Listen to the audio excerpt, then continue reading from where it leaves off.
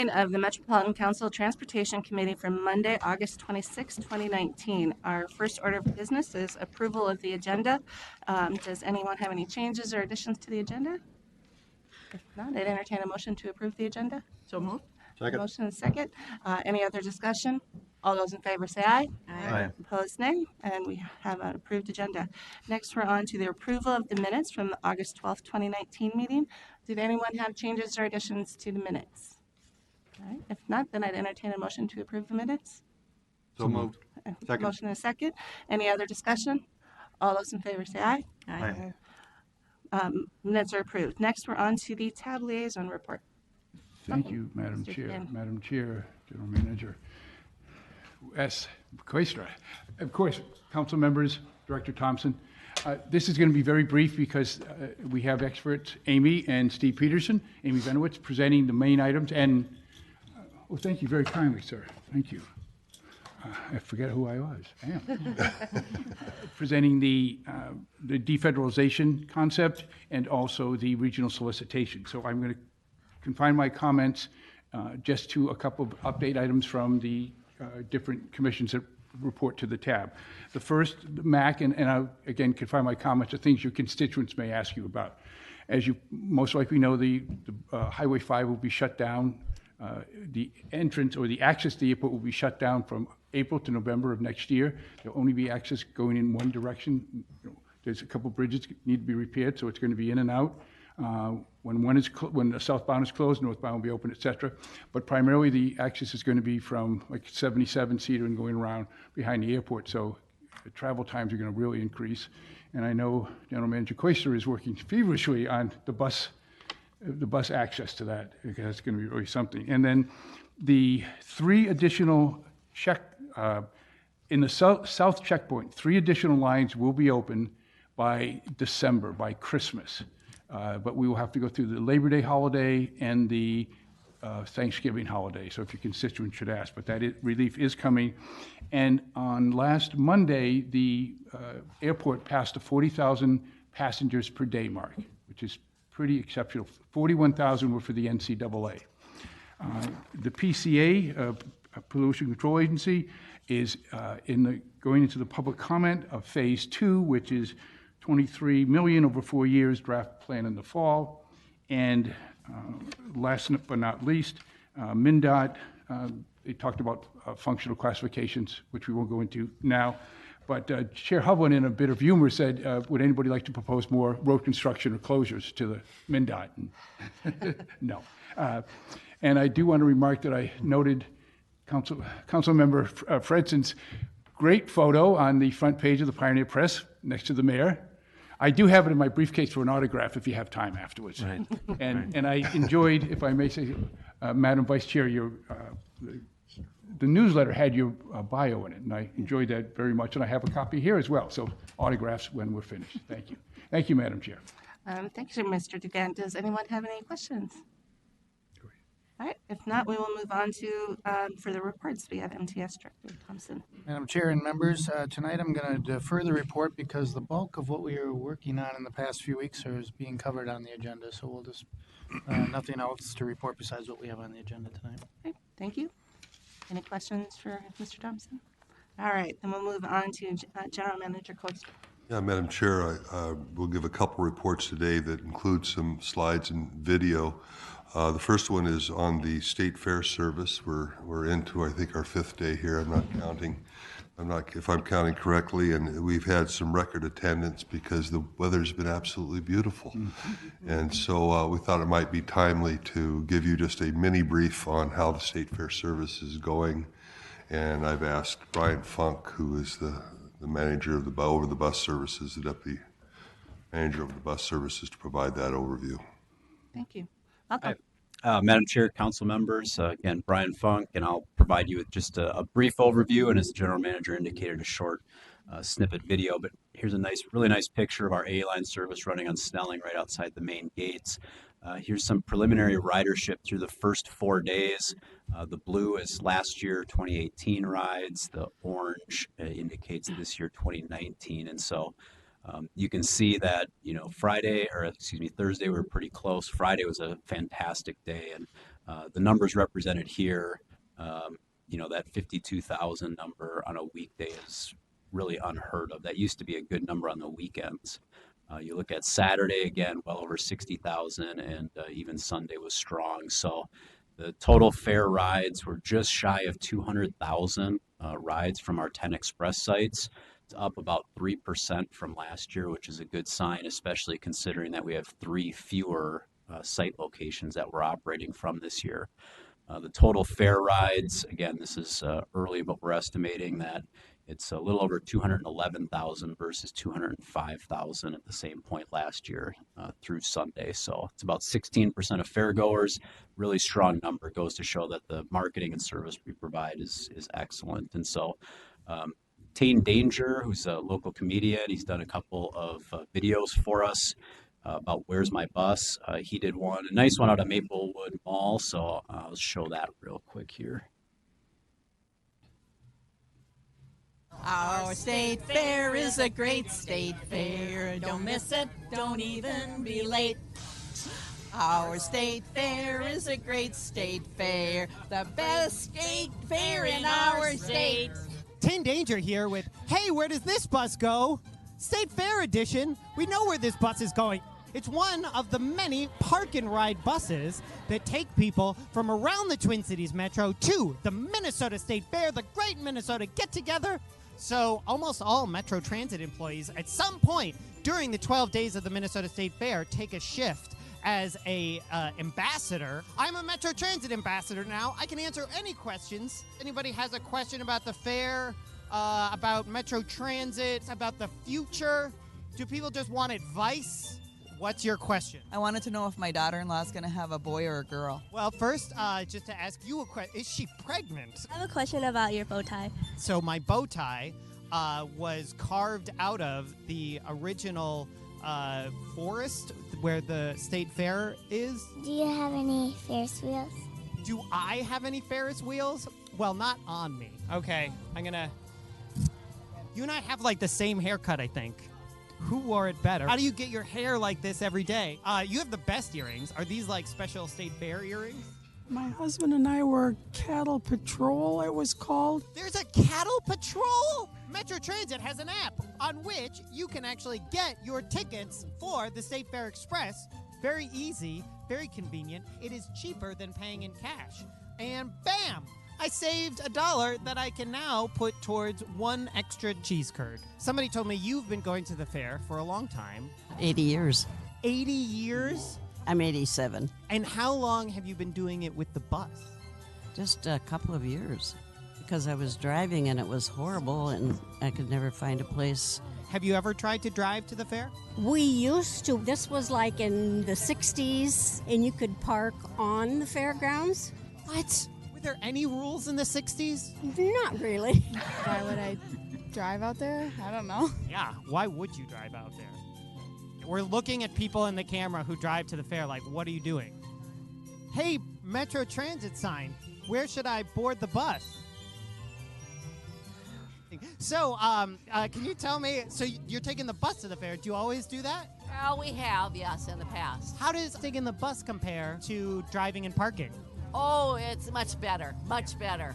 All right, well, from this incredibly uncomfortable position, that's a thing. Hey, where does this bus go? High-speed interview edition. Thank you. We're here in downtown Minneapolis, and where are you taking the bus? I'm taking the bus to the fair. I normally take the express bus. Right. So this is like a bus hack, because you figured out, oh, this local bus gets to the fair. Correct.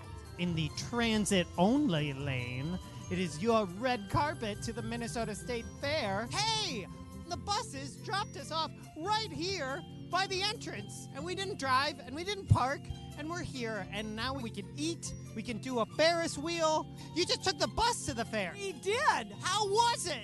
Great. A lot of people want to take the bus. And it's great. I highly recommend it. Most buses should go to the fair. Reroute all buses to the fair.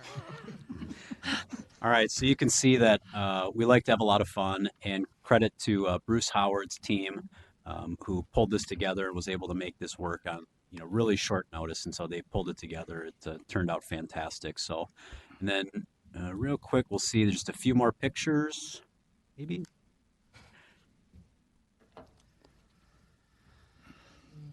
Nope. All right. I'll bow out. We'll call that technical difficulties, I'll Madam bow Chair. out, but just so you know, things are going really well. This is State Fair number 18 or 19 for me. And, we have some long lines in the morning, but as soon as the buses get rolling, things catch up. Things have been going really smoothly.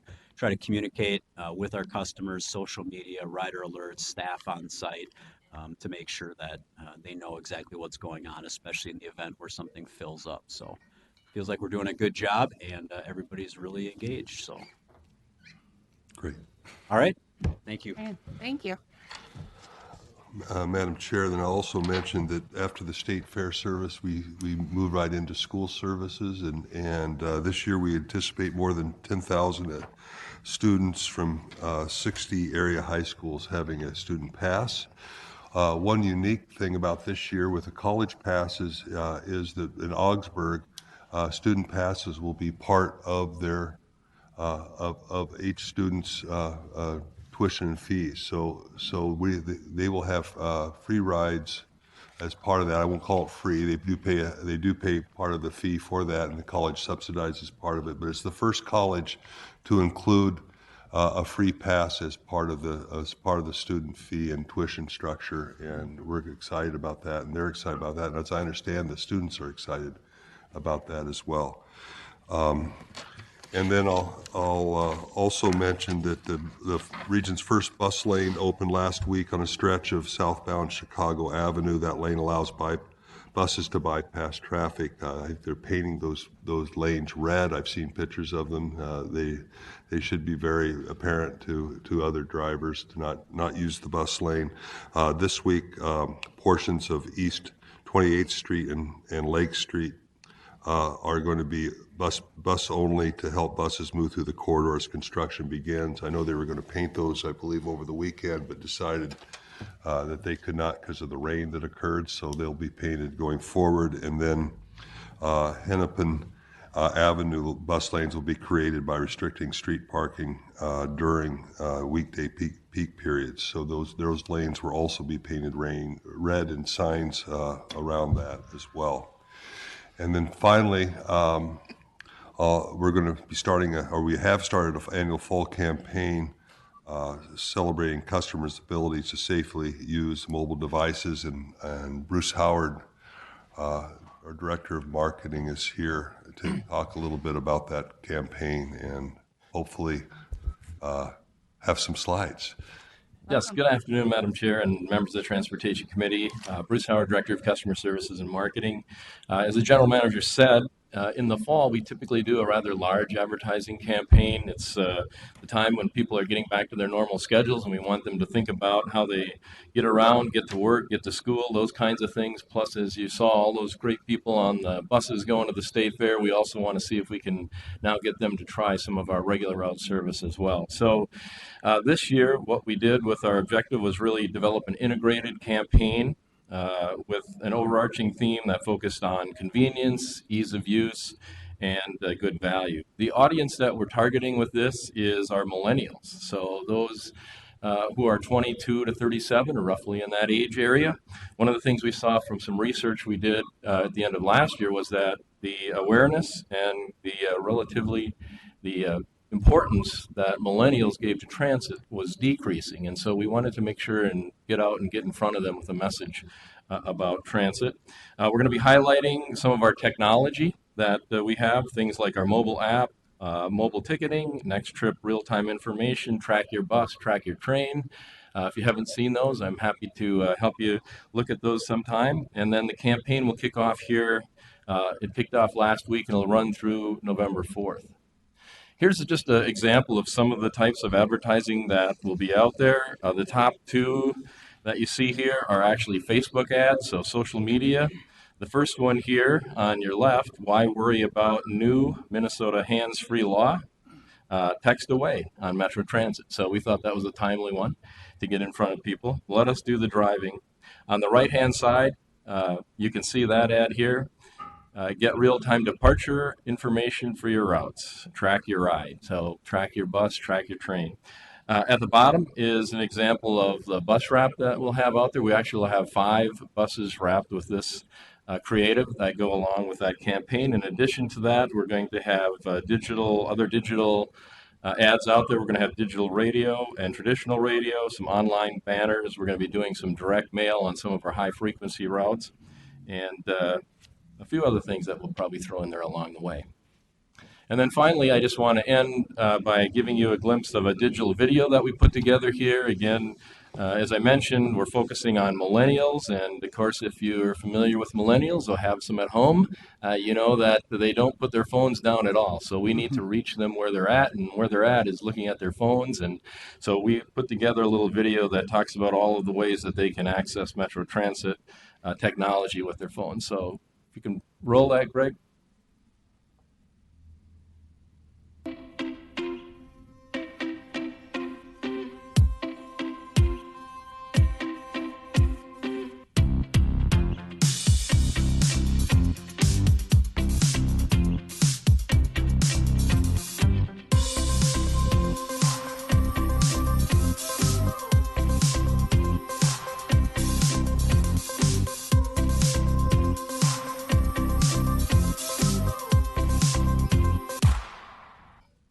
So that's an example of one of the videos that will be out there, and those are going to be attached to some of our online banner ads. We'll be putting those out actually at our digital kiosks along the rail lines. We're using it on social media and other places. And of course, then we'll be tracking all of the activity that we have, the communications activity in terms of things like impressions and click-throughs, and also be checking back with our survey at the end of the year on behavior change. So I want to see if we can increase the awareness or the consideration and obviously the usage by that millennial group. So that, I'm happy to answer any questions. All right, thank you. Any questions? Councilmember Cummings. Thank you, Madam Chair. I have 2 questions. First of all, do you have a sense of how successful the app has been for rides to the fair this year? Or is it premature? Yeah, Madam Chair and Council Member, you know, we were trying to get that data before we came over here, and I can tell you that we had a big increase in revenue on Saturday. I won't be able to tell you, though, the breakout, unfortunately. So typically we do about $3,000 a day on the app. We did almost $30,000 on Saturday, but there was also a Vikings game that went on there. So, but I think that indicates that a lot of people are using that app, and we'll be able to get you those final numbers, obviously. Good. Thank you. My other question, I'm just curious when you said that it looks like millennial use is dropping. We always hear the statistic that millennials, one of the top 3 reasons they select an area to put down roots and raise their families is the access to a robust transit and transportation system. So how does that fit with millennials dropping off of use? Yeah, Madam Chair, Council Member, well, what I was talking about was awareness of transit and then relevancy of public transit. So when you do that survey, and I'm not sure exactly why, but we saw a drop in relevancy, and that kind of concerns us. Now, one of the things that it may be, and I'm just surmising here, is that with Lyft, Uber, all of these other options out there, they may not be as aware of public transit. That's why we thought we needed to get in front of them and keep us kind of front and center. Okay, thank you. Any other questions for Mr. Howard? All right, very good. Thank you. Thank you. Oh, I had a hang on. question for Please, Wes. I had a question for Wes. Just okay. a follow-up. Thank you, Chair. What is the fee that we're charging Augsburg, or per student? Or if you don't know that, maybe I can get that. I can get that, Council, Madam Chair, Councilmember. I can get that information back to you, and I'll also get you information on how that whole fee is structured inside their student fee system. Okay. Yeah, I think that's just a great idea. I mean, I went to Hamlin for college, and with so many schools in the city, not only the city of St. Paul, but across the metro. I think it's just a huge way to get people in right from the get-go. Yeah. Madam Chair, if I just say that's the exciting part about working with colleges. The more we can get in there, we're creating new riders, getting people used to transit, getting used to transit with their peers. Because it can be intimidating for some people in the beginning. And so we see it as an inroad to future users, as you're suggesting there. Any other questions for General Manager Koistra? Oh, good. Thank you. All right. Next, we move on to business. We have no items on consent tonight. We move to our non-consent items. The first item is business item 2019-181, Southwest Light Rail Transit SCADA contract agreement. We have Matt Gorman.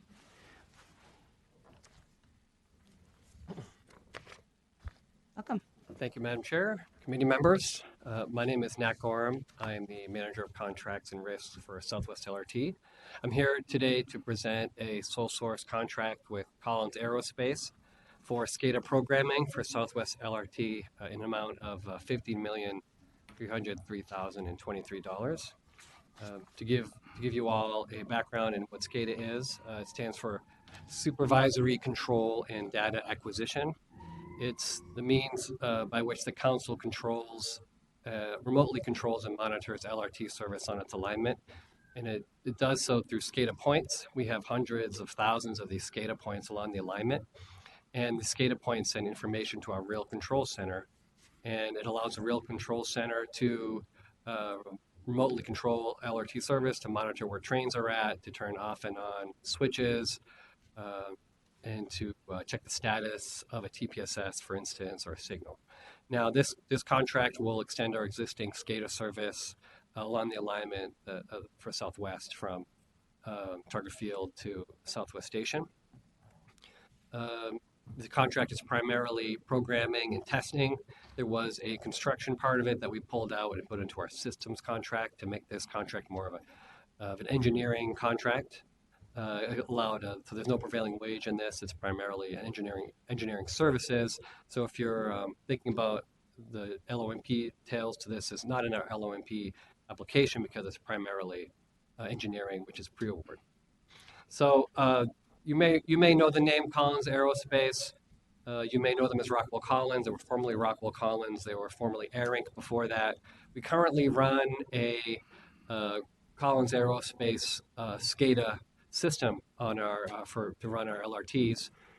It's a registered trademark of Collins Aerospace. It's called the AIM platform. It's a type of SCADA platform.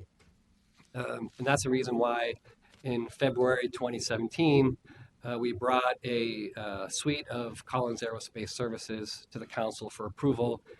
Excuse me. It allowed us to give us the authorization to negotiate this contract, to negotiate a similar contract for Blue Line, and to negotiate several other maintenance and support and smaller enhancement projects for the whole service with Collins Aerospace. And the reason, and there's a lot of other SCADA programs out there, the reason this is sole source eligible is that in order to bring in a new SCADA program, you've got to retest all of these SCADA points. That's why the SCADA points part of this is important. It requires you to reprogram all of these SCADA points and to retest them in between live trains, either or by doing a partial shutdown or full shutdown, to make sure that each of these SCADA points that they install and the existing SCADA points are all speaking correctly to our rail control center. So we negotiated the terms and conditions with Collins Aerospace for a long time. We're at the finish line. We have a price that's within 10% of our estimate, and so we're asking you to approve this contract. Thank you. And that's all I have. If you have questions, I'd be happy to take them, Madam Chair. Any questions from council members? All right. If not, then I would entertain a motion to approve business item 2019-181. Motion to approve. Second. Any other discussion? All those in favor say aye. Aye. Opposed, nay. And business item is adopted. Thank you very much. Thank you, Madam Chair, committee members. Next, we are on to business item 2019-240, Anoka County De-Federalization request. And we have Nick Thompson and Steve Peterson.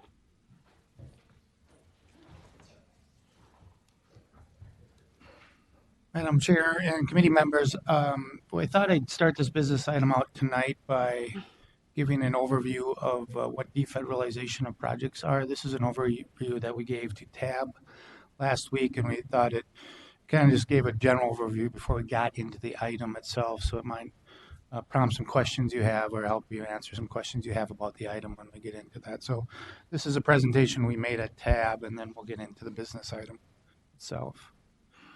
So De-Federalization is a term that is how we've been referring to this at TAB, but it also is the similar terms are federal funds swap or federal funds exchange. It's really defined as taking a set of projects that have federal funding on them and rearranging the money so that fewer of the projects actually have any federal funds on it. It doesn't change anything about the project scope itself, but it allows for different processes for a project that does not have federal funds on that. So I'll refer to it as de-federalization. It's the term we've used mostly when these items have come up in the past, but just you might hear it explained in other ways. So projects remain the same. It's trying to simplify a process by moving the funding around. This is a process that is fully allowed at the federal level and sometimes encouraged by either FTA or Federal Highway Administration as an administrative process that can affect projects. The de-federalization is one practice that is used in Minnesota by the council, by other agencies. It has a variety of practices of how it's implemented from a policy standpoint around the nation. And some states do it much different than it is done in Minnesota, and it kind of goes back to how they are allowed to spend their transportation dollars. And some of the options that might be available in Iowa or other states are not available in Minnesota because of restrictions on our state or local funding here in the state. So why would you defederalize a project? It's almost always for efficiency standpoints. There is no disagreement about that federal funding on a project adds complexity and time over a project that does not have federal funds. So it's become simpler to administer. There's a few process steps that can save weeks or months in a project development process, and sometimes you need to save those weeks or months to get a project delivered for some reason. And so it's not necessarily that common a practice, but it's one that is used often because there's an efficiency need by the project sponsor to move a project up or get a project into construction sooner. There's a lot of debate about, does this save you money? Does it save a project money? Clearly, you hear the phrase time is money, and you're saving some time in this process.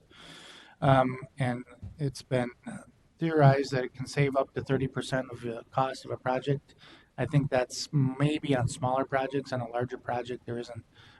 You still have the same construction costs and other cost inputs, so you might save a little bit on a few items, but there's no conclusive evidence about how much money you would save from defederalizing a project. But you definitely do save time. When you think about a project that has federal funds and one that does not, there's kind of two phases where it has an impact on the project itself. There's the project development phase, when you're designing it, doing your studies for that project, and then there's a construction phase, and I'll talk about the differences.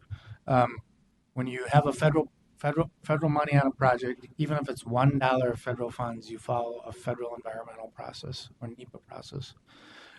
When there's no federal money on it in Minnesota, we follow the Minnesota environmental process. And in our state, we really have very similar federal and state environmental processes. I think the state has done a lot. It's been a key driver in our state to make sure that the standards for environmental regulations in our state are close to federal or higher in some cases. And so we don't see much difference in our state always between those two. In other states, there's a big difference between a federal environmental process and a non-federal environmental process. And so it might be a different answer to that question if we were in a different state for defederalization. There is federal laws about environmental justice and the analysis of a project on a federal that do not apply to state, but we do have practices that are similar to what are federal regulations. When you have a federal project, you have some very specific tribal consultation requirements that you follow. In our state, I think now the council is governed under the executive order by the governor for tribal relations. MnDOT has been under that for a long time. Cities and counties are not under that executive order, so I think that is one key difference that can occur between a project that is a city project with federal funds, that same project if it did not have federal funds. Projects in question today, I do not think have any issues related to where they're located and tribal, but the county has promised to look into that issue to make sure that they're not, that if there's any consultation, that they will conduct that. Councilmember Chambliss. Yes, thank you, Chair. I'm interested in knowing how the tribal requirement by the governor, Yes. how long does that last? Madam Chair, Councilmember, the executive order that the Governor Walz signed that included the council basically says that we as the council need to do consultations ongoing for all our projects and also for all our processes. And so projects in question today will be ones led by Anoka County, so they are not part of that executive order. So we would approach tribal consultation under the executive order as ongoing until, as long as that executive order is in place. Now, if there are any federal funds on a project like Southwest LRT that falls under tribal consultation of federal law. And so this is just for projects that do not have that. So I guess it's our intent as the council to go ongoing. The council just recently adopted a tribal policy. And so kind of flowing from that executive order, and now we would be following that. And I think procedures are still in development on that tribal policy for the council, if that answers your question. Yes, thank you. The last, any? No, go ahead. Okay. Yeah, the last part is there's different oversight of both a design or engineering phase. When it's there's a federal oversight role that goes away, but we have our own oversight. The agencies have their own oversight. So I just pointed out is that there are some differences on who's providing oversight between a federal and non-federal.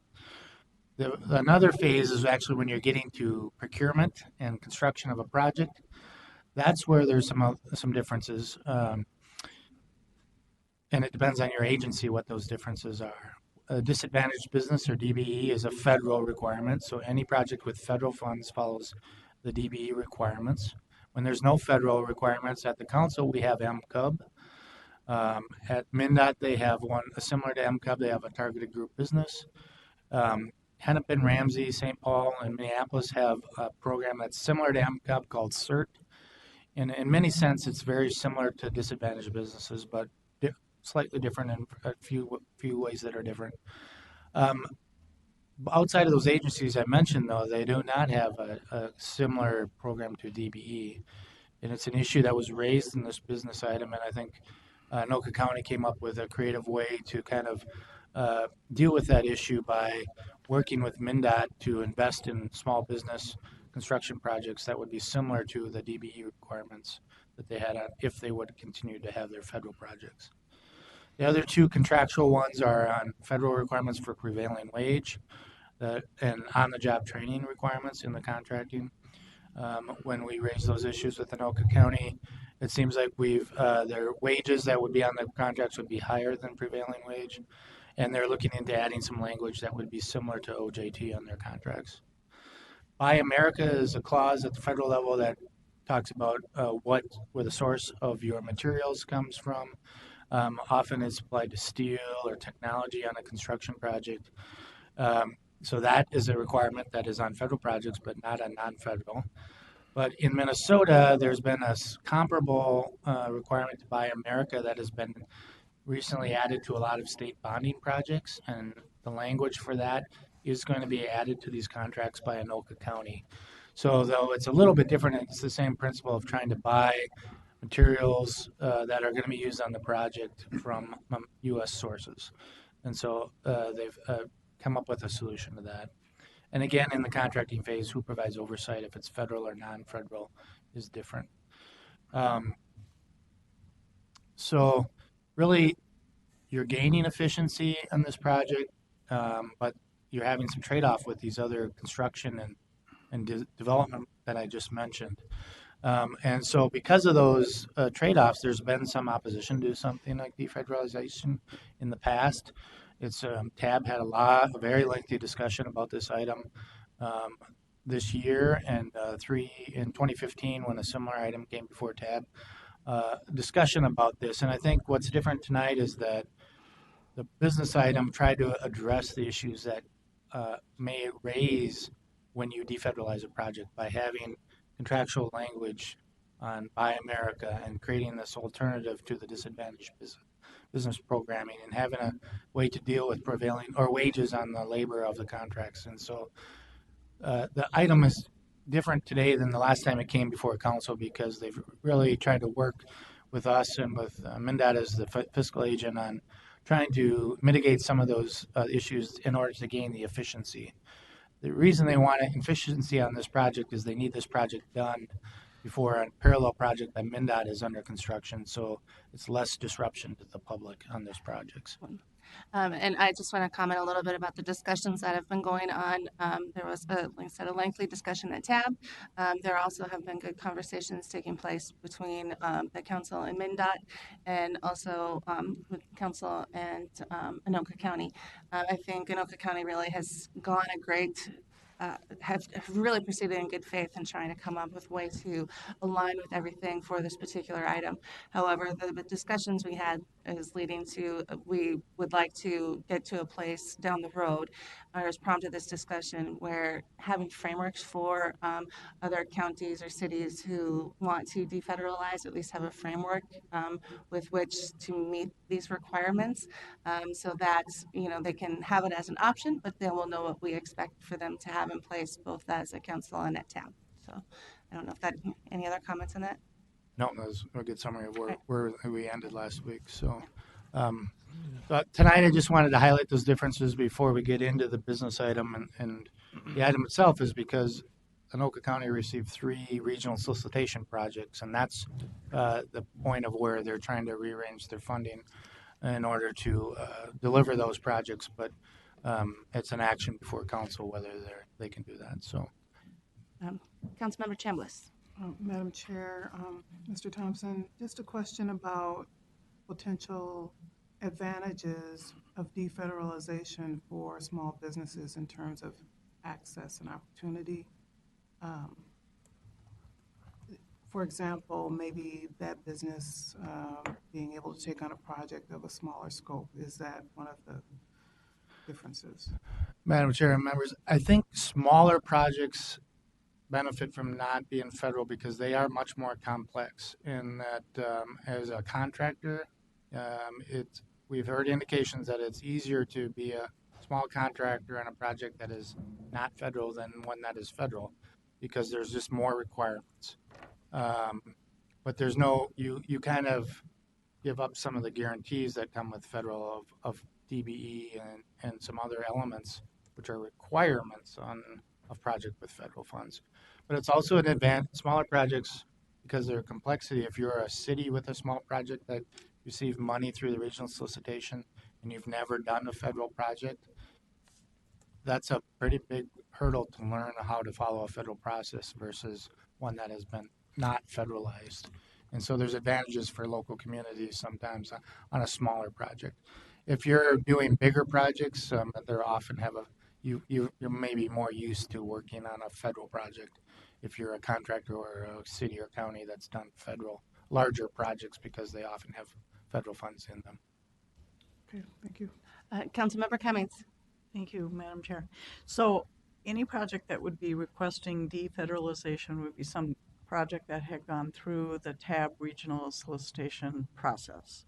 Madam Chair, members, those are the ones that have been coming before TAB. There can be, council can do some defederalization of projects within its own funding or another agency that has received federal funds in some other way. That typically most in our region, most of the cities or counties are receiving their federal funds through the regional solicitation process. So that's often where the locals will have that opportunity to defederalize in our region. So what then is TAB's role in the process of defederalization? Madam Chair, council members, so in this case, what's actually transacting is these were 3 projects that are in the TIP, draft TIP, and we're going to take federal funds off of 2 and rearrange them. So they'll technically become, the 2 that are non-federal will no longer be in the TIP. And so, but TAB awarded these projects federal funds, and so those who receive the federal funds they can't just do this without permission from the TAB and the council to make this change.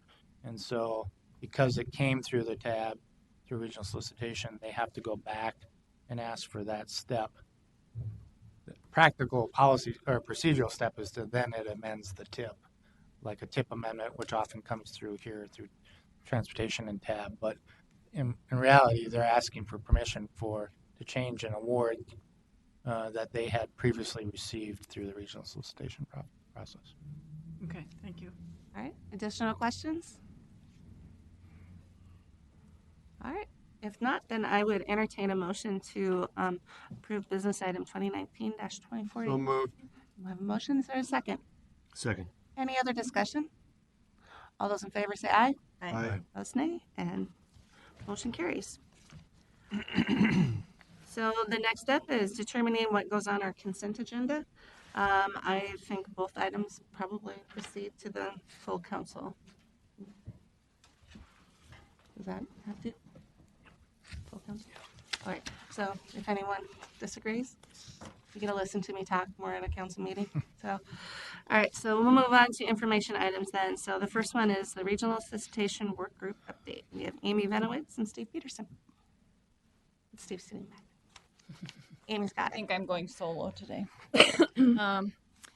Madam Chair and members, somebody's going to do that for me, right?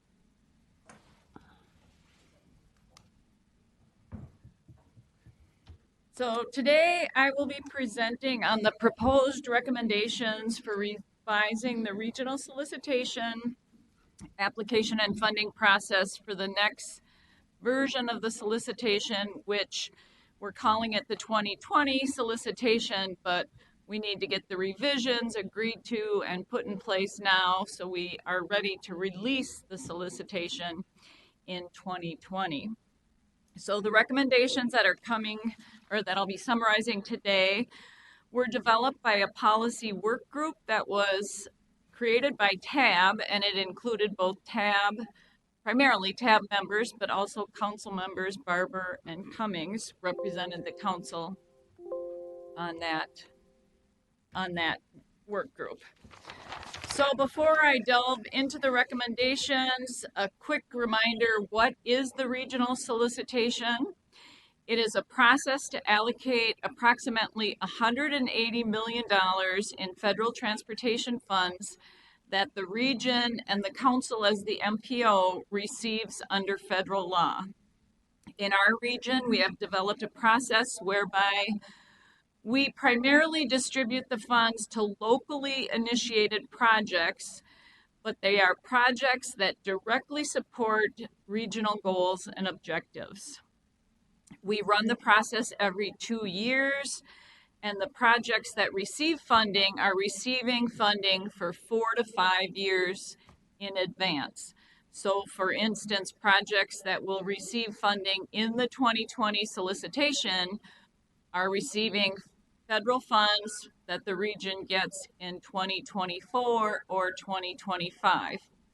And the reason that we're so far ahead of when they receive the funds is that most of these projects take a long time to further develop and design and be ready to be constructed in 2024 and 2025. The process is a very transparent process. It's driven by TAB, but overseen by the council. And it's also a very technical and data-driven process. So I'm not going to go into a lot of detail on the solicitation overall. Typically what happens is as we move from solicitation to solicitation, in large part, we keep the overall framework of the solicitation, but we tweak it on the margins. And we always have 1 or 2 issues that come up, and that's what we'll be discussing today primarily, is how are we going to be changing the solicitation to address some of the issues that came up in the 2018 solicitation. So this slide While the process overall primarily awards funds to local projects that are sponsored by cities, counties, park agencies, and transit providers, those are the typical applicants, we have set up a process that is very tied back to regional policy, and particularly to Thrive and the TPP. So the framework that we've established, we have outcomes in Thrive that the region has identified. We have transportation system goals that are specified in the transportation policy plan adopted by the council. And then the solicitation goes the next step, and it creates criteria and then scoring measures against which all the projects are evaluated and scored. And so in the end, the local projects that score the highest are the projects that give us the closest representation of the Thrive outcomes and TPP goals. So even though we're funding maybe smaller level local projects, in total, they're all adding up together to give us steps towards achieving where the region wants to go. And that is a very important piece of the regional solicitation. And I think sometimes we get mired in the details and forget that in the end, the projects that score are the ones that are going to help us get to where we want to be. So having said that, while the solicitation is rooted in tying back to regional policy, one of the issues that always comes up is also regional balance. And regional balance is also a very important piece of the solicitation, but it is a lens or a piece that we look at the end of the solicitation when we are bringing forward funding options, different options for TAB and the council to look at. That is kind of the point in time where we take off our regional hat and we say, okay, how did we do with balancing these projects across the region to make sure that even areas that might not have had the best scoring projects still are somehow being represented in the outcomes. And one of the things we've always emphasized is that most often the solicitation kind of on its own has done a pretty good job of geographic balance. And this slide just shows what we funded in the 2018 solicitation. So, 37 different cities and townships received projects. We had representation of projects in all 7 counties. And so that was, at the end of the process, a very important discussion, but it's often hard for people to wait until the end, till we get to that discussion. And so balancing, not trying to use geographic balance at the output, is one of our key things that we've been trying to work with TAB and the work group. And there are ways that you can design the solicitation so that it does a better job of giving you regional balance. And one of the things we have been using is what we call funding guarantees, where essentially if you have projects that just don't score very well, and through the years we've noticed that, you can have a guarantee that you will fund a project in a certain category. And one of the funding guarantees we've had in place for the last 3 solicitations, we have a functional classification of roads known as connectors. Connectors are in the rural areas of the region. Typically, they won't score very well on some of the big criteria and measures that we use. And so for the last 3 solicitations, we have put in place a guarantee that in each solicitation, at least one project will be funded across all roadway categories, which results in funding a connector project. And in the last solicitation, in fact, it was, I think, the bridge we just de-federalized with your last action, but it was in Anoka County as a connector project. So moving on to the recommendations that I'll be going through today. As I said, after each solicitation, we review the process. We survey applicants, scorers, tab members, council members, and get an idea of what worked well and what could use improvement. After the last solicitation, some of the major topics that were identified related to the scoring of the equity criteria and measures, transit specifically related to how the arterial BRT projects scored and how that could be reflected differently, and then also unique projects. So those are the three topics I'll be getting into some detail on today. The policy work group that developed the recommendations met 6 times in the last 3 or 4 months. And as I said, it did also include 2 council members on it. We presented the recommendations to TAB last Wednesday, and they were very well received, but there still is a little bit of confusion over the transit recommendations. And so the work group is going to get to meet one more time next week and finalize the transit recommendations. And then we'll bring an update to you on what comes out of that discussion. And then TAB will be adopting the recommendations and releasing the full application for public comment at its September meeting.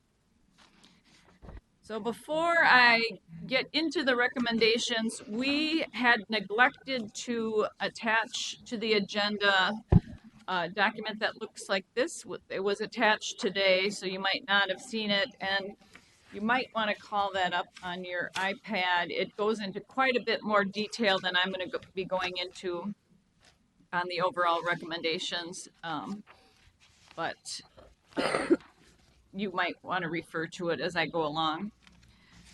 One of the bigger decisions that TAB makes at the outset of the solicitation is how many application categories will be included under each of the modal categories: roadways, transit, bike, and ped.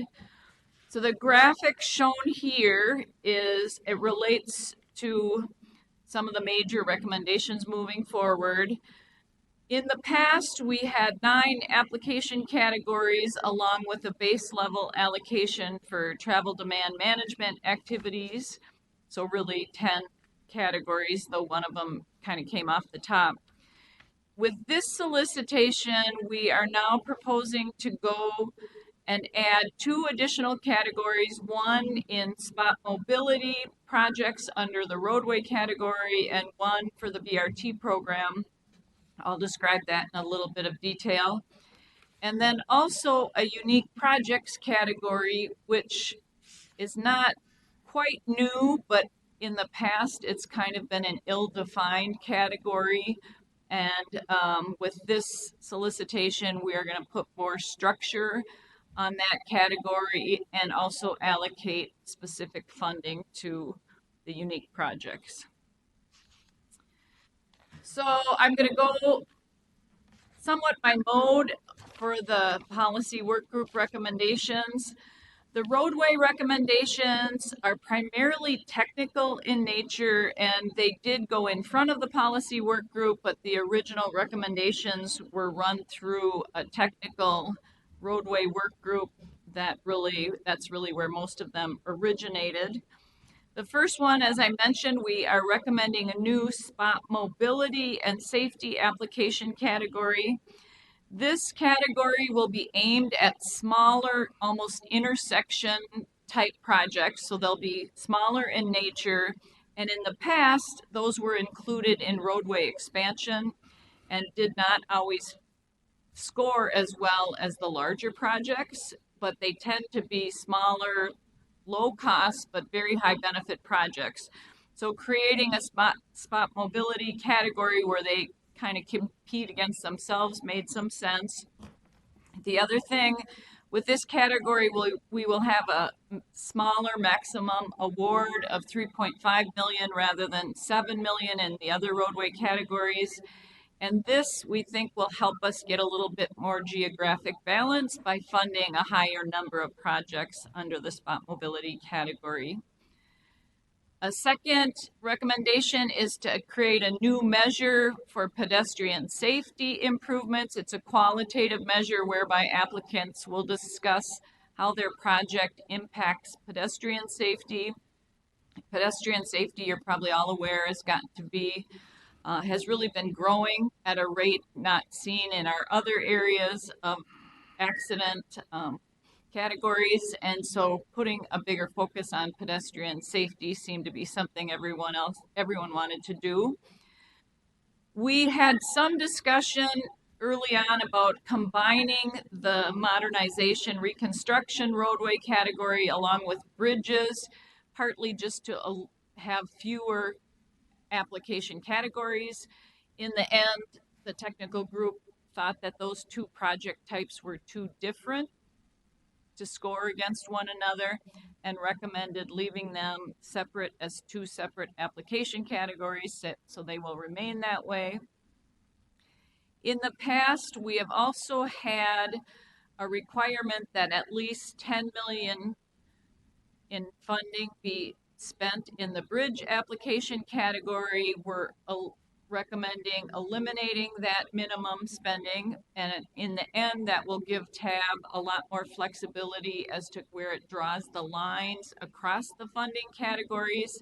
And a good example of that would be if we had two projects that totaled 9.7 million. When we have this in place, we have to fund a third project, and oftentimes the bridge projects are $7 million, and it might put you into a situation of going up to 17 million rather than 10 million. And so that minimum in the past has been a bit of a problem. In the traffic management technology applications, there's a recommendation to decrease the maximum award from 7 million to 3.5. Generally, those projects are small in nature anyway, and again, this will help us, we think, fund more projects and help achieve geographic balance by having more projects funded. And then finally, in the roadway applications, there is a recommendation to increase the maximum award for what were formerly called expansion projects, we're now referring to as strategic capacity projects, from 7 to 10 million. The primary emphasis there is expansion projects over the years have just gotten a lot more expensive, and typically we expect funding from MnDOT for the expansion projects as part of the local match. And MnDOT has been in a position of not being able to fund as many local projects or to help match the projects. And this will likely fund fewer expansion projects, but allow them to receive a higher level of funding and be able to accomplish the entire project. So that is the roadway recommendations. I'll pause there and make sure there's no questions on the roadway. Any questions from council members? Keep on going. The bike and ped has really just one major recommendation, and that is to decrease the maximum award for multi-use trail and bicycle facilities projects from 5.5 to 4 million. This again is aimed at trying to fund more projects. In general, this category gets the largest number of applications. The last solicitation, 40 applications were submitted in this area. And by having a lower maximum, we think we'll get more projects funded and again help achieve geographic balance. This has been a little bit controversial because particularly Minneapolis and St. Paul tend to have larger bike and trail facility projects and have been concerned about lowering the maximum. And we are going to be bringing forward, I believe, a little bit more technical information on what lowering the maximum would have done in the past solicitations, and that was requested by TAB at the presentation last week. And I think they might consider revisiting this, but this is still going to be the work group recommendation moving forward. So equity and housing performance. This is one of the bigger recommendations coming from the work group. A little bit of background on how equity and housing performance has been included in the solicitation in the past. Housing performance has been a scoring measure within the solicitation for over 20 years. So it has a long-standing history. And we have been using what we call the housing performance score that is calculated by the Council Community Development Division each year. And that has been the scoring measure for quite some time. In 2014, there was a major evaluation of the regional solicitation, and quite a bit of new thinking went into that, into the solicitation at that time. And one of the things that was put into the solicitation in 2014 were measures for equity and to help judge projects by how they addressed equity.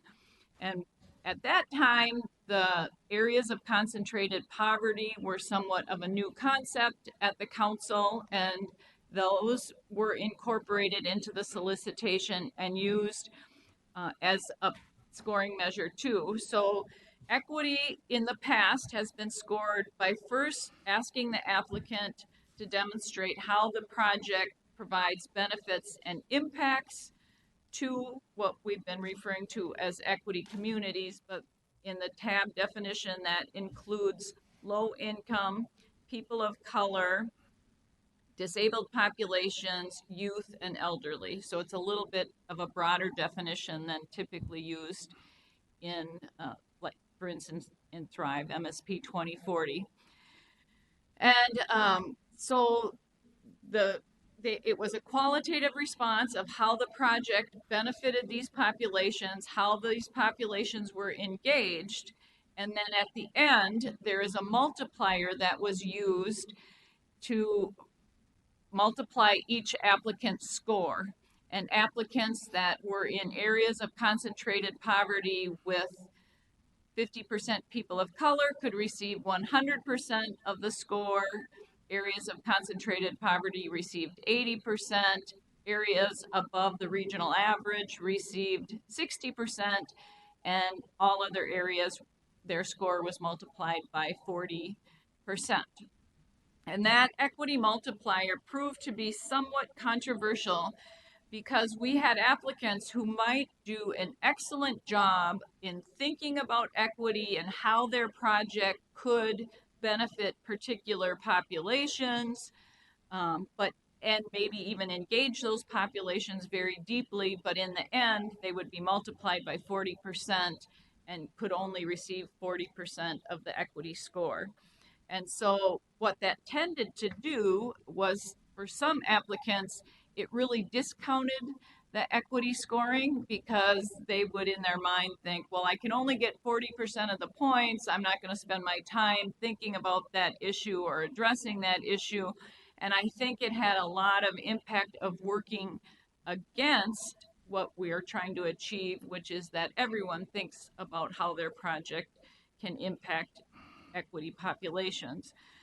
So I probably am getting a little bit ahead of myself. So the two recommendations that are coming out of the policy work group are, first, that we keep the housing performance measure, but that we reduce the scoring for housing performance from 70 points to 50 points, and that is across all application categories, and that the freed up 20 points be moved into the equity measures, and that they be allocated in total 40% towards demonstrating how the project engaged equity populations and provided outreach to those populations, and how the response had an impact on what the project that is being proposed, and that 60% of the points be for how the applicant addresses the benefits provided by the project to equity populations.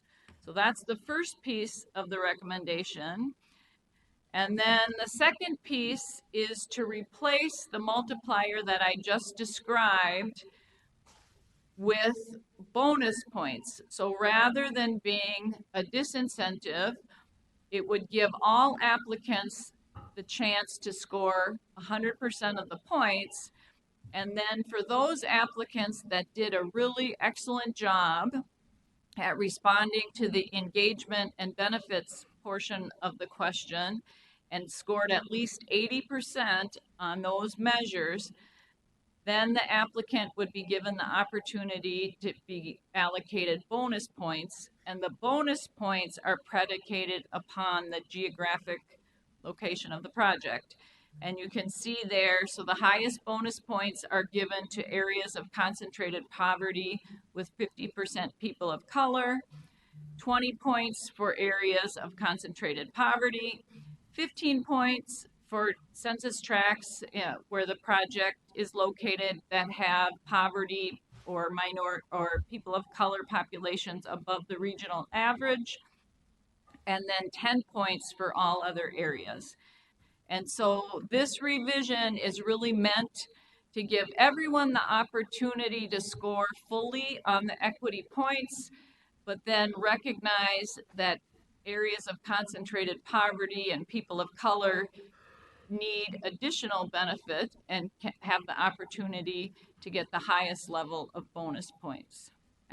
Let's have you pause for a quick second. We do have a question. I know I will say that there was a lot of discussion at the work group and in TAB about this, and I think really the key thing that this gets across, I think that is an improvement, is people really have to think about equity and the benefits and potential negative impacts of projects up front, and really have to consider that to be able to kind of get an opportunity for the other points. Councilmember Chambliss, so you had a question? Yes, thank you for adding that extra piece about, having to think about it versus just kind of being a little bit more generic about how to get the extra points. I'm curious about the net impact to the areas of concentrated poverty where it moves from 100% to 80%. Has that been looked at, or is that what you're showing right here? Madam Chair and Member Chambliss, the areas of concentrated poverty with 50% people of color, even with the multiplier, were given, that's where they had 100% of the points. And what this is saying is those areas still get the highest opportunity for bonus points, but only applicants that do a really excellent job on addressing both engagement and the benefits of the project and score 80% can get the bonus points. And so what you would see here is a good example would be under roadway expansion, 50 points are possible for equity, 20 on engagement and 30 on benefits. An applicant would have to score at least 40 points between those two measures to get the bonus points. That would be 80% of the 50. Okay, so if you were to do this chart based on the way that it's scored today, what is changing on the columns as far as the numbers? Can you show that or provide that? I can, Madam Chair, and Member Chambliss, I can provide it. Again, taking specifically the roadway expansion, equity between community engagement and benefits in the past was only 30 points. Because what we're also shifting points from the housing into equity. So in total, the equity points have gotten higher. And then on top of it, there's the opportunity for the bonus points.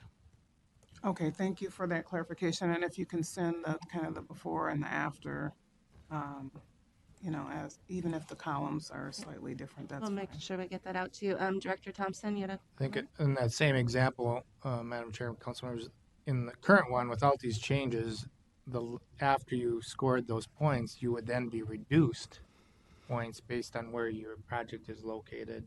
And now we're shifting to more benefits if you've done a really good job there, and then we look at where the project is located after that and assign more points rather than reducing based on the geographic location. That's how it currently is with that factor of 80% or 40%. Madam Chair, Mr. Thompson, thank you for that clarification. If I could also see kind of a scenario where locations are benefiting with the new changes, kind of just have it highlighted. Like, for example, let's just assume that they scored higher based on their engagement and their, the plan that they put in place, and that they're going to get a higher score based on that. If I could look at that scenario as well as, the two different charts as to what it is current state and then potentially the future state with the equity measure changes and the different multipliers. We can, I'm sure, get you something. It might be hard for us to come, I know I'm speaking for staff, so yell at me if I'm completely wrong, to do a scenario now, but maybe we could look at how a project would be scored under comparable circumstances with this versus the old one.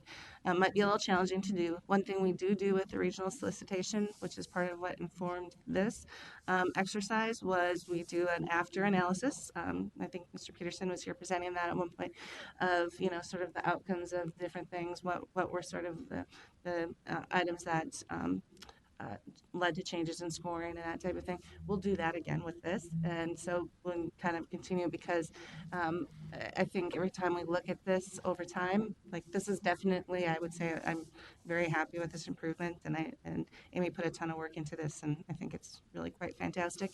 And but we'll look and see, because we want to keep improving again. So that's sort of how we try and do this. So as we do the solicitation cycles, it gets reevaluated. So hopefully we can see where we're making an impact and or not need to improve.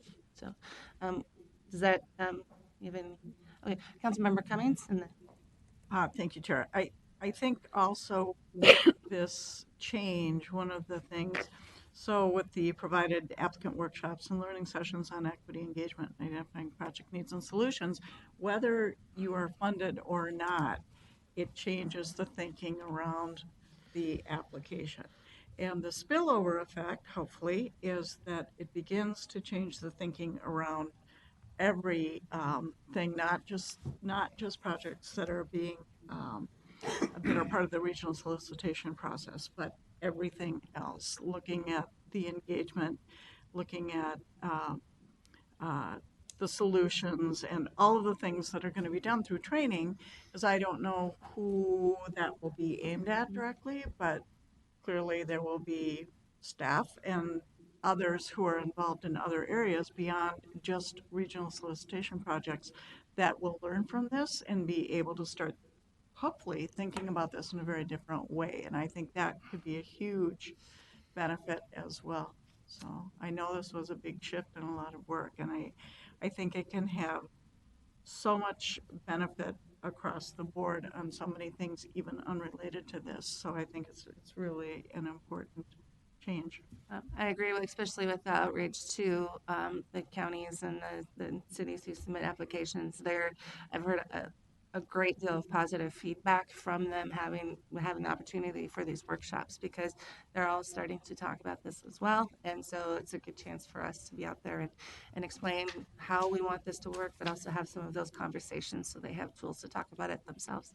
Councilmember Fredson. Thank you, Chair. Two questions related to the recommendations on bicycle and pedestrians. So just so I understand, the total awards by modal category, this doesn't mean that bike and ped investments would be less than they have been historically. It just, there would be a similar amount of resources spread around more projects. Is that correct?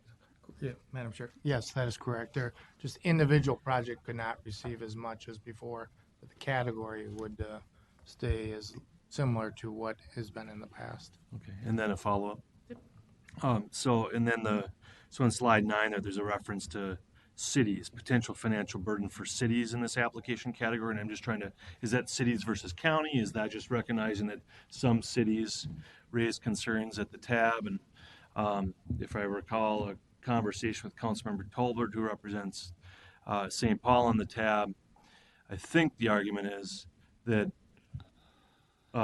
for instance, the bike path that we just built through downtown St. Paul, that most of the land is developed and land is more expensive versus land, say, in the suburbs or exurbs. And so it'd be more expensive to build these projects in the city versus in the city of St. Paul versus elsewhere throughout the metro. Is that a fair or accurate kind of assessment? Or? So, Madam Chair, Councilmember Fredson, I think there's two issues there. The first issue you brought up about the cities having enough local match. As we were struggling with the recommendation on lowering the maximum, there was a suggestion that we could also lower the amount of federal funds to 70% rather than 80%. And so that was brought up by the work group, and they asked for technical feedback on that issue. So when we brought that to TAC, the feedback was, one, they did not like the idea that one category would have a lower federal match amount than would the other categories. And then they cited the reason that cities who are common applicants in that category might be taken by surprise and likely would not be planning on that higher level of local match. So that came back to TAB, and at this point in time, TAB hasn't made any decisions, but I think the expectation is that they would not go with the lower federal amount in that category. But, and then they also haven't made a final recommendation on lowering the maximum either. And I think one of the things they're struggling with is what you brought up there, that in particular projects in the urban core do tend to just be more expensive. They, whether it's right-of-way costs or just construction costs in general. So it was Minneapolis and St. Paul in particular that were emphasizing wanting to keep the maximum at a higher level. Director Thompson. And Madam Chair, members, they also, I think they asked the technical group to come back with some options where maybe there could be a mix of lowering that max to 4 million, but allow one or more larger projects too. And so some options are going to be brought back to TAB that the technical groups are working on,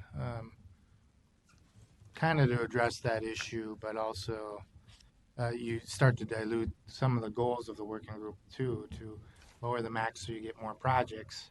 You start raising the max on a couple, you've kind of lost some of that advantage. We'll bring some options, but not sure where they'll decide to go on that. Madam Chair and members, before I move on to unique projects, I did want to say a couple words about the proposed workshops. We really are emphasizing that they're more learning sessions on the equity measures, and what we're hoping is they'll be voluntary, but we're hoping most applicants will choose to attend.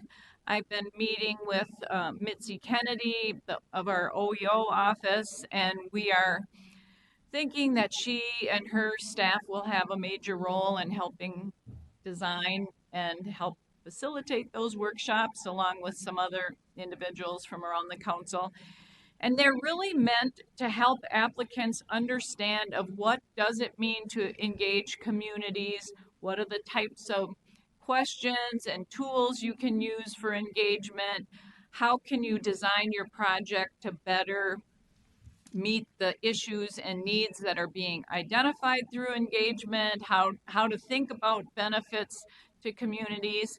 And so it really is an opportunity to have the conversation and have our partners, our technical partners, learn and understand what we're talking about when we ask these questions and how to respond to them. And as a scorer in the last solicitation, I'll say people genuinely want to address it, but they don't know how. And so there's a lot of learning that needs to take place and understanding. And I think one of the things we'll hear is that people, it's hard to do that without having funding. And we understand that, but it's also important because otherwise the conversations aren't taking place before a project is funded, and that's when they should be taking place. And so it's a little bit of getting ahead of the game, getting ahead of the curve, and making little strides. And hopefully, 4 years from now, we'll have a lot of applicants who have thought about the issues, better understand them, and over time, better address them with the projects that are submitted to the solicitation. So we do think it's not just the scoring, it's the workshops and the conversations that are an important piece of this recommendation. So moving on to unique projects. Unique projects have been, unique projects are basically defined as projects that don't fit into our modal application categories, and they don't fit typically because they cross modes. They're something the region has not seen or tested in the past. Oftentimes they involve innovation or technology. And in the last solicitation, we did have St. Paul Our Car, electric vehicle, mobility hub project that technically was eligible in one of the categories, but the maximum amount of funding really didn't work for a large capital project. And so TAB ended up spending a lot of time and energy talking about unique projects and making a decision on what to do specifically with that project. And we have also encountered that issue in past solicitations. So this in 2018 wasn't the first time. So in looking at unique projects, the work group really thought it would be a benefit to create a unique projects application category, and maybe most importantly, to set aside funding for the category, because what happens if we talk about funding at the end of the process, then the unique projects are taking funding away from other categories because it has not been articulated that this category would be provided with any funding. Also, because unique projects tend to be innovative, there was a desire to move the selection closer to when the funding would be available. So as I mentioned earlier, in the 2020 solicitation, the funding is not available until 2024 or 2025. So what we are recommending is that we put unique projects selection closer. And in this case, we would set aside the funding in 2020, but not actually select any unique projects until the following solicitation in 2022.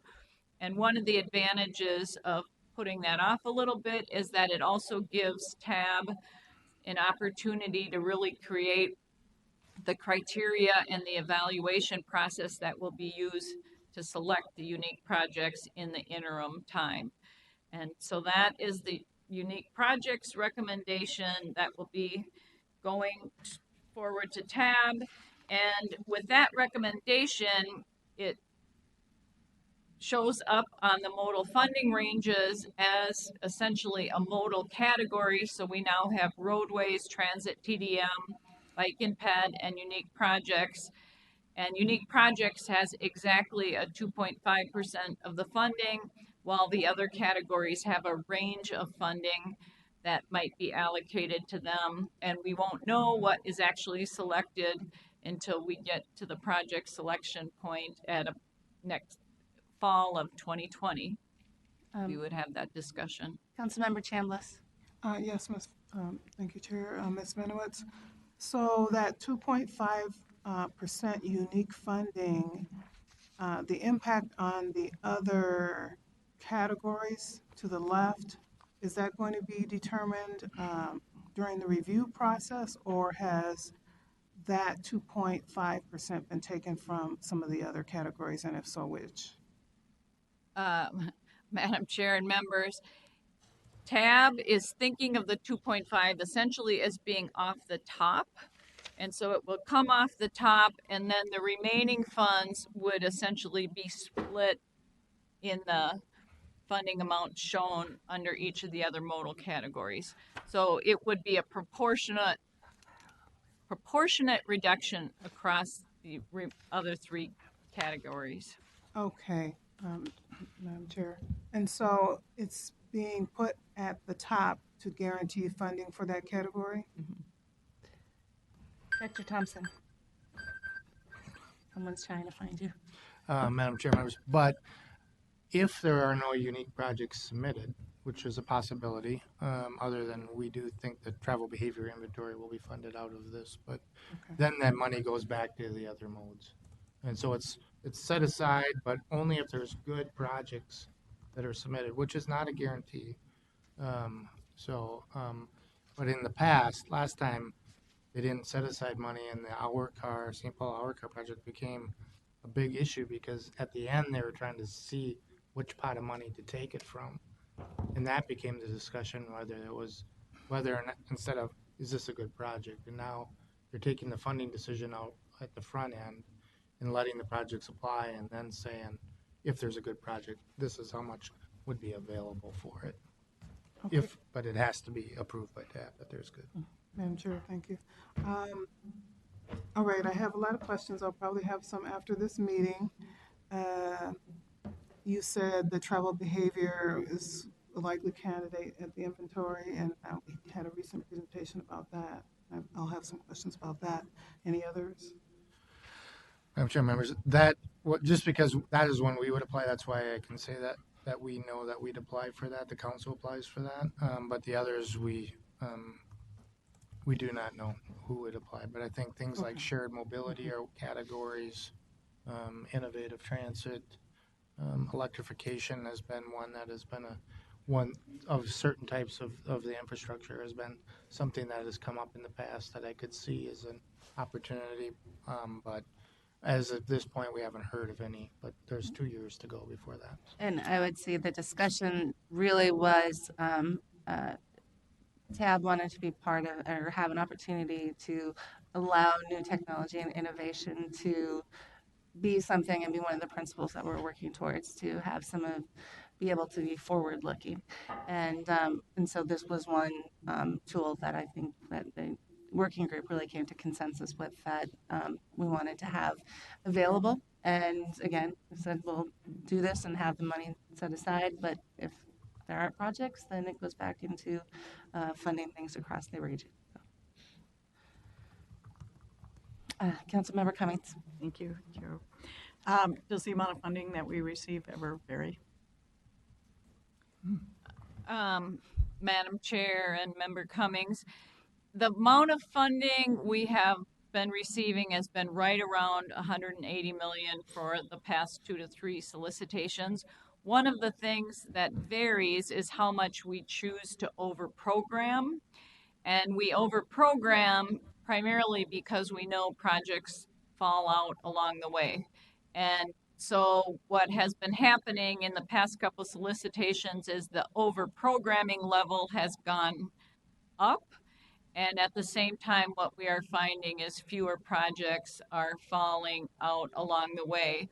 So right now, due to the past over-programming, we look like we might be over-programmed too much. And so within this solicitation, we'll still have, we think, 180 million available. But for instance, in the last solicitation, we actually programmed a little over 200 million. So I think that will be the discussion that needs to take place, is maybe in this next solicitation, we'll actually program the 180 rather than over-program due to the past over-programming. Thank you. All right, any additional questions right now? All right. Okay. So moving on to the last recommendation is related to transit. And this recommendation is still going back to the work group, but a little bit of background on why it came forward. After the last solicitation, we received feedback related to arterial bus rapid transit applications, and it really had 2 issues related to that. The first was that the ABRT projects are typically the top scoring projects. They are the projects usually that get funded, and the scores are a wide margin higher than the other transit project. And that is primarily because they do the best job at going back to our regional priorities and the outcomes that we're looking for. So we've had ABRT projects scoring very well in the past 3 solicitations, somewhere on the range of 25 to I think 31 or 32 million.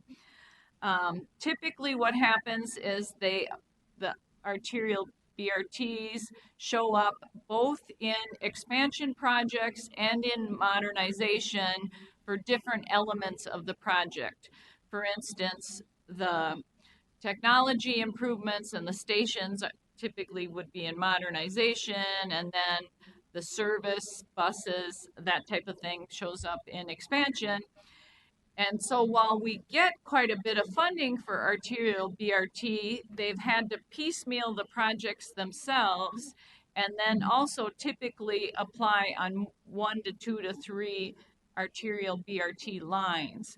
So the arterial BRT has been receiving a lot of funding, but no one project has been completely funded, which leads to a piecemeal implementation process for building out the arterial BRT system. And then the second issue that has been occurring is that the other transit applications have typically been submitted by the suburban transit providers, and they don't score well against the arterial BRT applications. And then we also typically see areas of the region that do not receive any transit projects, resulting in geographic imbalance across the region. So looking at this, we did receive comments from both sides of the issue of we don't think it's good to have all the transit applications competing against arterial BRT, and also that arterial BRT was being implemented in a somewhat inefficient manner. So given that, the policy work group recommended that we create a program for bus rapid transit in general. And right now, 2 options are still being considered for that program.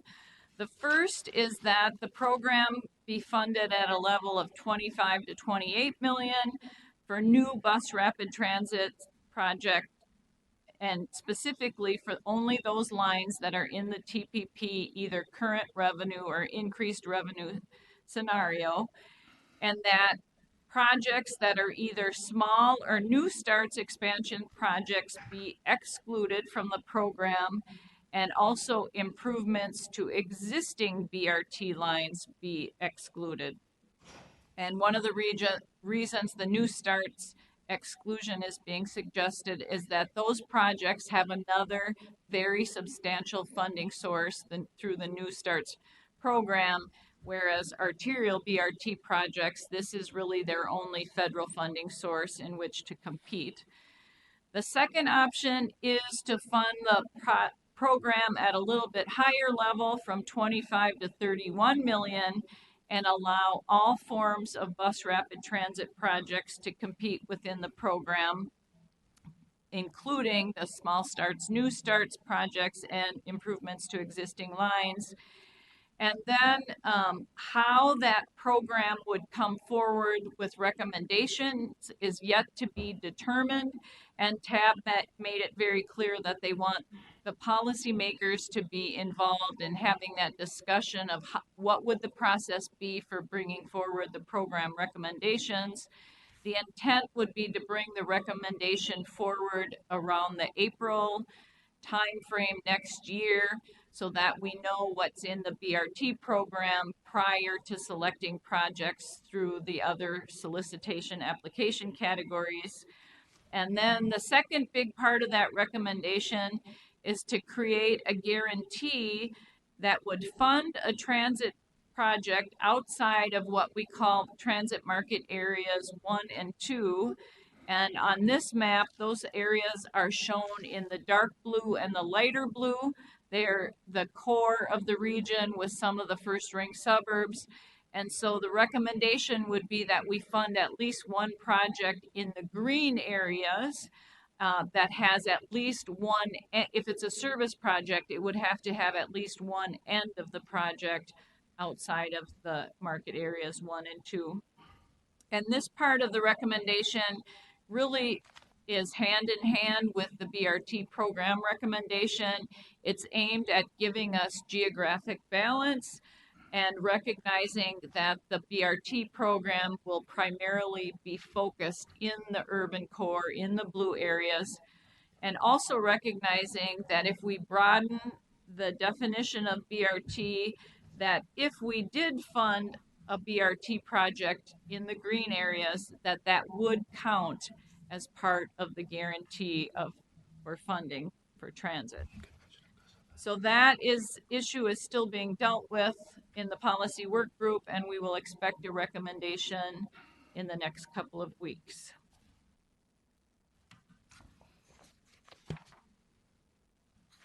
And with no questions on that, the last recommendation we have here came out of our technical groups, and this applies to any project that is going to apply for the regional solicitation. All applicants, we are requiring that they have a completed ADA transition plan, and this is really in accordance with federal law. And in the last solicitation, they had to have been working towards a plan. And now at this point in time, we are requiring that there is actually an adopted plan.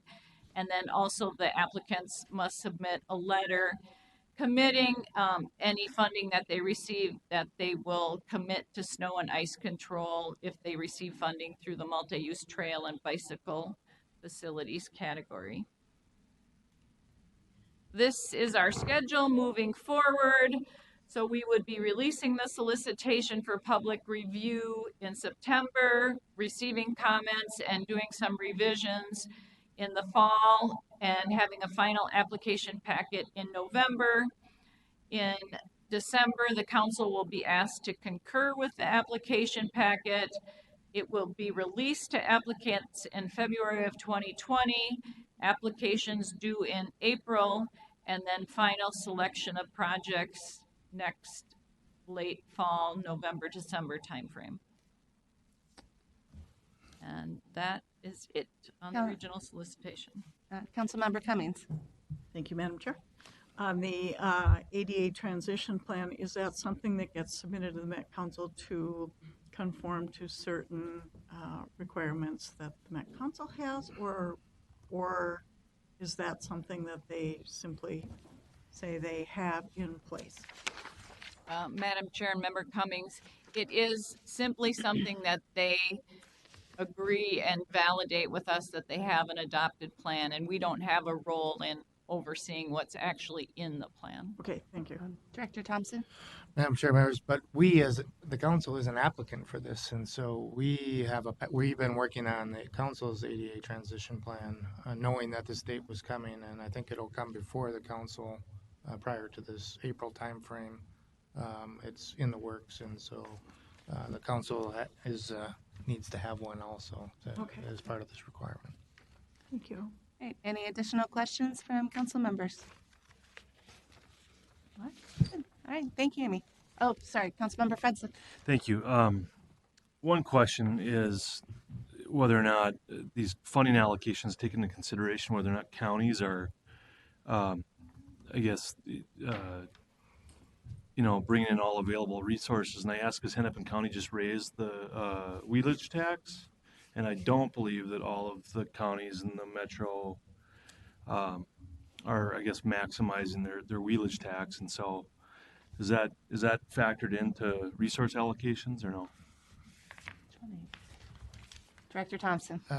Madam Chair, Councilmember, no, that is not. They when an applicant applies, they do say they will commit the local or non-federal share to the project to complete it in whatever source they can have, but we have not linked that has not linked it to things like wheelage tax or anything. It's just a commitment that they will deliver the project When they're for shared. whatever's needed above what they receive from federal.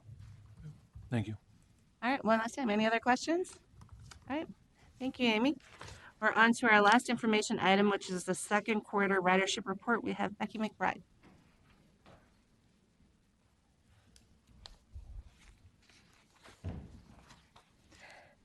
Thank you, Madam Chair and committee members. My name is Rebecca McBride. I am a Senior Project Administrator with Metropolitan Transportation Services. I will be presenting the second quarter Metropolitan Council Ridership Report. This report is cumulative, so we will be comparing year-to-date ridership 2019 to 2018 for the first 2 quarters of the year, January through June. The first slide shows ridership by month as it compares to 2018. 2019 fell below 2018 riderships for all months except April. This next slide shows council ridership by mode. It breaks down the various modes of service. The majority you can see in blue is our local ridership. It's over half of our ridership for our service. Light rail for the blue and green lines is about 30%. We also provide commuter and express service, 10%, and then there's BRT and various other services, including Transit Link, Van Pool, and ADA service. The next slide shows the actual numbers for ridership. You will notice a significant increase in the bus rapid transit due to the opening of Sea Line on June 8th.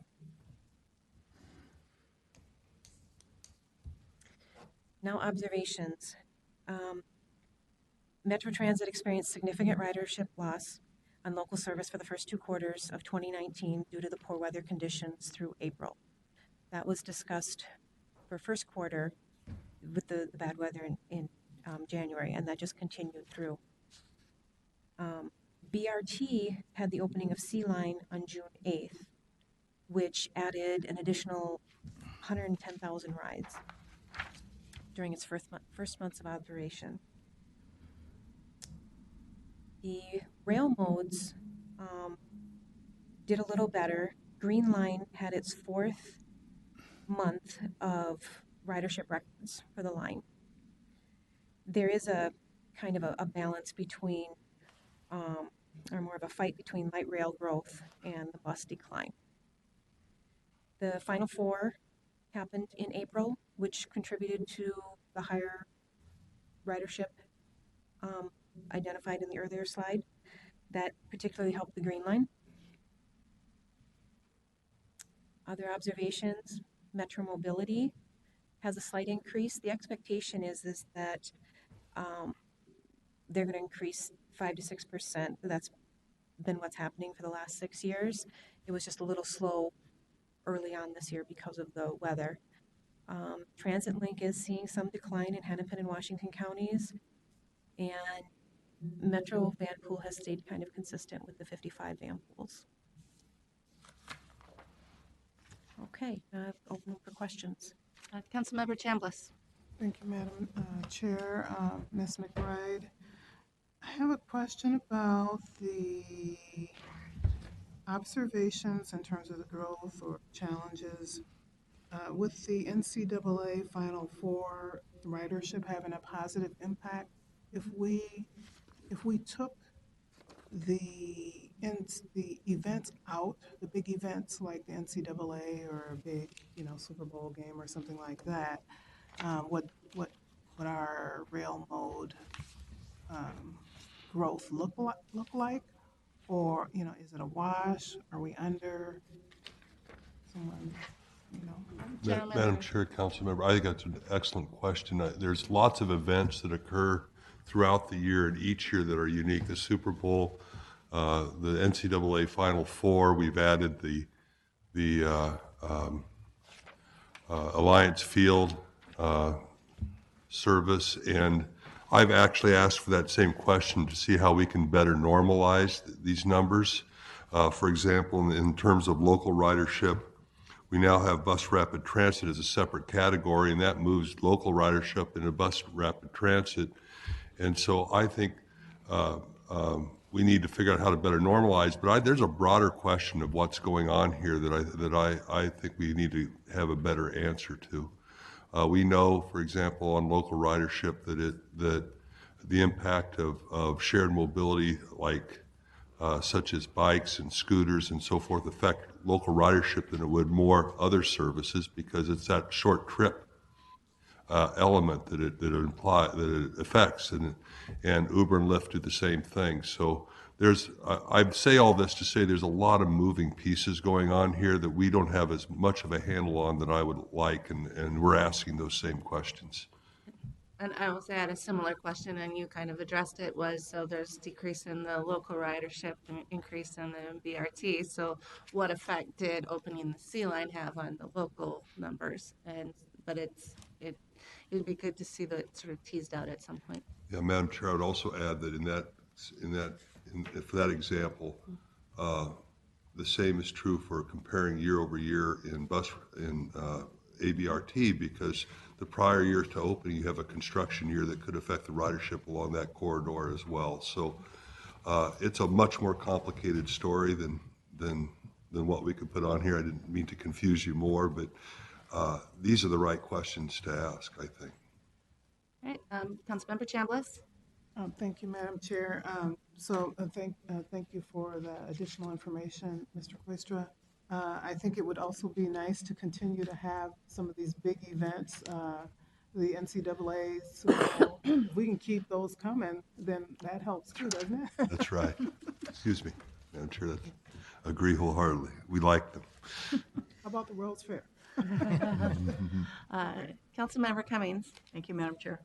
On a variety of festivals and things like that, there are bus passes that are available for free. I know we attended one over the summer. It was East African celebration over by Allianz Field or whatever, and you could download a pass and ride for free. So my question is, on those various things, activities where you can download a pass for free, what's the cost to Metro Transit approximately, and what is the goal? Is the hope that you will be introducing riders to transit in general, to new transit users, or what is the goal of that? Madam Chair, Councilmember Cummings, the goal is to have more people have experience with transit and use transit. In respect to the cost to us, we tried to get the like value of those passes in sponsorship advertising opportunity. So we try to say there is no such thing as a free pass, and we're always looking at what sort of sponsorship opportunity we have to get our name out there, and advertising value, and our marketing people do that when we make those determinations, exchanges. Just to follow up, I think they're great. Do you have a way of sort of identifying how successful the projects are, or do you just hope for the best? Madam Chair, I don't know if I like the choices, but I think it's somewhere in between. I'm being frank. I think that we do this as generally to expose ourselves to communities. I think that's a good thing. Some of those values of that's not quantitative. So are we getting every dollar for every free pass back in a quantitative way? I'm not sure, but we get branding value that serves us over time, I think, in many of these cases, and we get exposure to communities that we wouldn't otherwise have exposure to, and that plays out over time. Okay, thanks. Okay, any Councilmember Fredson? Thank you, Chair. So I know we've been presented with this in the past, but I'm just trying to remember this trend. Right, when was the last time that we were at a sort of trending downward in terms of ridership? At what point in recent history were we peaking, or? Madam Chair, committee member, I believe the year was 2016. It's either 2016 or 2017. I'd have to verify that. But we had record high ridership. It was so close to, it's like 900. I'm sorry. Okay, so I'm- it's and relatively recent though. Yeah. Yeah, it's just been in the last couple of years. And so, yes, and I think this is also really reflective of the national trend that's been going on with the local bus routes as well. So, yep. All right. Any additional questions? All right. Thank you very much. Appreciate it. And with that, we're done with all of our items for the. Thank you for reminding me. The next meeting on September 9th will actually be canceled because, and so we're moving, our next meeting where we get together will be September 23rd. All right, and with that, I'd entertain a motion to adjourn. So moved.